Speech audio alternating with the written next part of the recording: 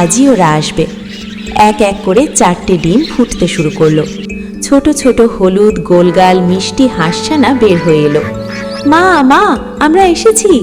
তারা লাফাতে লাগলো, খেলতে লাগলো। মা হাঁস খুব খুশি হয়ে তাদের জড়িয়ে ধরল। কিন্তু একটা ডিম তখনও ফোটেনি। ওটা একটু বড়, একটু আলাদা।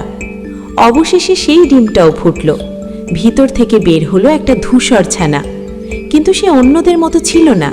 তার গায়ের রং হালকা, সে একা, কেউ তাকে দলে নিল না। মা হাঁস সামনে এগিয়ে গেল। 4টে আমি কি এত খারাপ?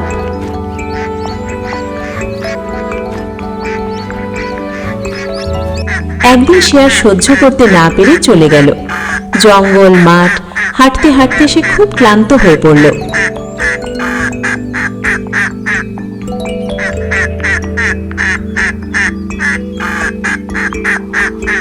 এরপরে এলো শীত। চারপাশ ঠান্ডায় জমে গেল। খুব ঠান্ডা, আমি আর পারছি না। কষ্ট করে সে দিন কাটাতে লাগলো।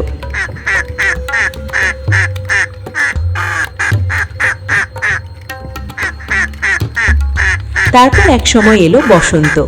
চারপাশ আবার সবুজ হয়ে উঠল, ফুল ফুটল। সময়ের সাথে সাথে সে আস্তে আস্তে বড় হয়ে উঠল। এখন সে আর ছোট ছানা নেই, সে হয়ে উঠেছে একটা বড় হাঁস। একদিন সে পুকুরের জলে একা একা খেলছিল।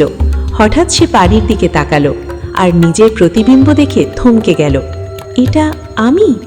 সে দেখল সে এখন খুব সুন্দর, ধপধপে সাদা, বড় এক রাজহাঁস। আমি এত সুন্দর, তাহলে কেন সবাই আমাকে অবহেলা করেছিল? কিন্তু নিজের এই সৌন্দর্য দেখে সে খুশি হয়ে গেল। তার মনের সব দুঃখ যেন মিলিয়ে গেল। সে আবার পানিতে আনন্দ করে খেলতে লাগলো। হঠাৎ সে দেখতে পেল অনেকগুলো তার মতোই সুন্দর রাজহাঁস তার দিকে এগিয়ে আসছে। তুমি আমাদেরই একজন, তুমি কত সুন্দর, এসো তুমি আমাদের বন্ধু হও, এখন থেকে তুমি আমাদের সাথে থাকবে। তারা তাকে ভালোবাসা দিয়ে তাদের দলে নিয়ে নিল। সেদিন থেকে সে আর একা নয়, সে তার নতুন বন্ধুদের সাথে পানিতে ঘুরে বেড়াতে লাগলো, খেলতে লাগলো। তার আর কোনো দুঃখ রইল না। এরপর সে সব রাজহাঁসদের সাথে সুখে শান্তিতে জীবন কাটাতে লাগলো।